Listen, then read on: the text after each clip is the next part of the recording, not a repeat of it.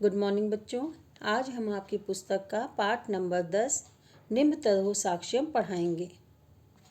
पुरा एकस्मिन् ग्रामे मनोहर धर्मचंदश्च द्वे मित्रे प्रतिवस्तः।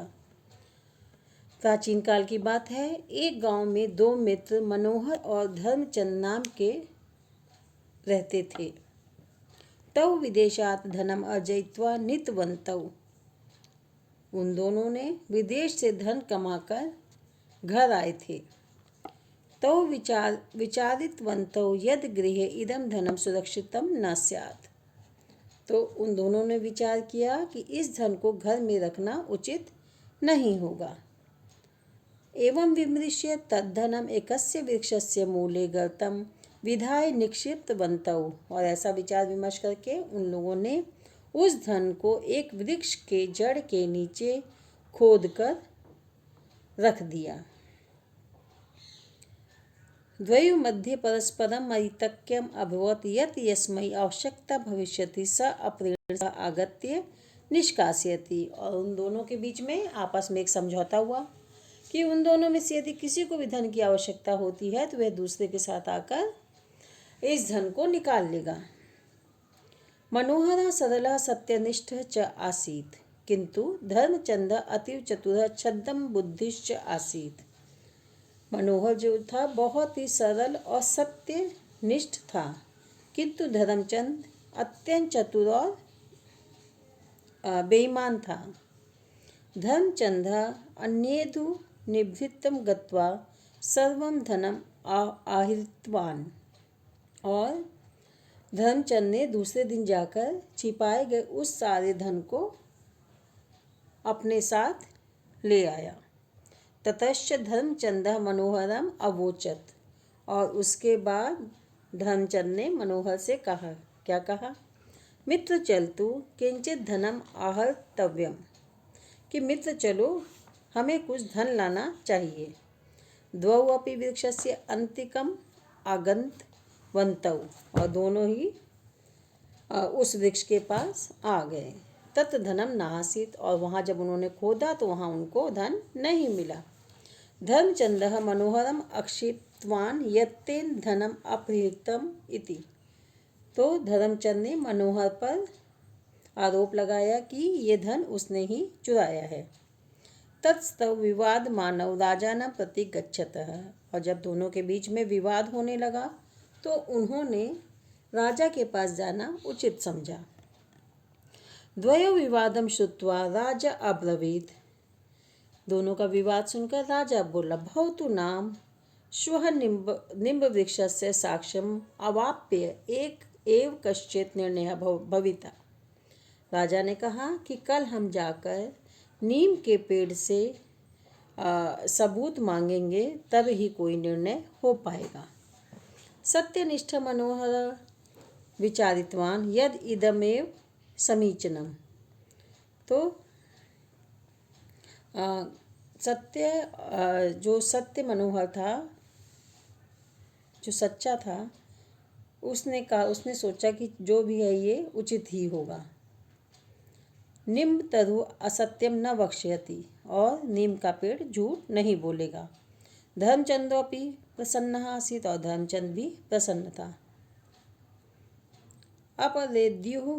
अपरेद्युः राजा द्वाभ्याम सह निम्ब वृक्षं प्रत्यगच्छत्। और दूसरे दिन राजा उन दोनों के साथ नीम के पेड़ के पास गया।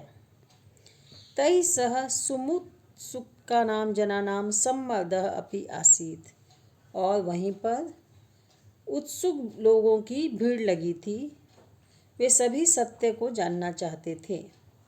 ते सर्वे सत्यम ज्ञातुम वांछति स्म। कि वे उस सच्चाई को जानना चाहते थे। राजा निम्ब वृक्षं पृष्टवान, हे निम्बदेव कथय धनम केन अपहृतम। राजा ने नीम के पेड़ से पूछा, हे नीम देवता, बताइए कि धन को किसने चुराया है। मनोहरेण इति नीम मूलात् स्वरः प्रकटितः। तो मनोहर ने, ऐसा नीम के जड़ के पास से आवाज आई। एतत् श्रुत्वा मनोहर बाष्पकंठः रुरोध अब्रवीत च। ऐसा सुनकर आंसुओं से भरे हुए आंसुओं से भरी हुई आँखों से और रूंधे हुए गले से उसने कहा, महाराज, एष निमतरु असत्यम वक्तुम न अर्ति। कि उसने कहा कि महाराज, यह नीम का पेड़ असत्य नहीं कह रहा। अत्र काचित छदम योजना वर्तते, इसमें कोई न कोई चाल है।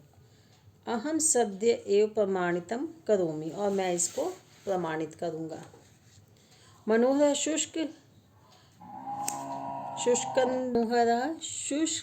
शुष्क ईंधनम संहृत्य वृक्ष मूले निधाय अग्नि प्रज्वालितवान।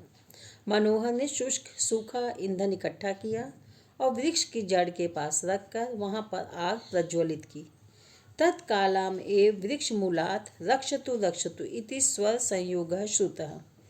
और जब उसने उसको जलाया तो तुरंत ही वहाँ से वृक्ष की जड़ से आवाज़ आई, रक्षा करिए, रक्षा करिए।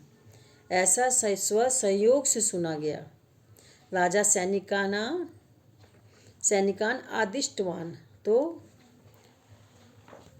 राजा ने सैनिकों को आदेश दिया, तत्र यो अपि भवेत तम वही आनयतु, कि वहाँ जो भी है उसको बाहर निकाल के ले आए। सैनिका वृक्ष कोटरे स्थितम जनः बहि आनीतवन्तः, तो सैनिक लोग उस कोटर में जो एक व्यक्ति था उसको बाहर लेके आ गए। तम दृष्ट्वा सर्वे विस्मृतः आसन, और उसको देखकर सभी आश्चर्यचकित रह गए थे। यह तो एहि स धर्मचंद्रस्य वृद्ध पिता आसीत्, कि ये क्योंकि ये तो धर्मचंद का बूढ़ा पिता था। राजा सर्वम अपि ज्ञातवान, राजा को भी सारी बातें समझ में आ गई। सह पितरम पुत्रंच कारागारे निक्षिप्तवान, और उन्होंने पिता और पुत्र दोनों को ही जेल में डाल दिया। अपि च तत्सर्वं धनम सपुरस्कारम मनोहराय समर्प्य तम सभाजितवान, और उसने राजा ने सारा धन पुरस्कार सहित मनोहर को समर्पित किया और उसे पुरस्कृत किया। तो बच्चों, इस तरह से ये पाठ अब समाप्त होता है। इसमें जो भी शब्दार्थ हैं इसको अपनी कॉपीज़ में लिख लीजिए।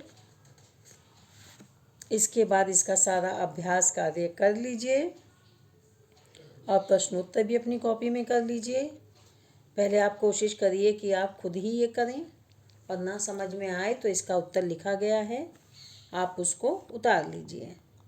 इसके साथ ही बच्चों, अब आपका टेस्ट होने वाला है। पहले यूनिट टेस्ट में आपको पहले 2 चैप्टर आए थे, पहले 2 लेसन आए थे। अब इस बार टेस्ट में अगले 3 लेसन आएंगे, और ये टेस्ट आपका 20 नंबर का होगा जैसे पिछली बार हुआ था।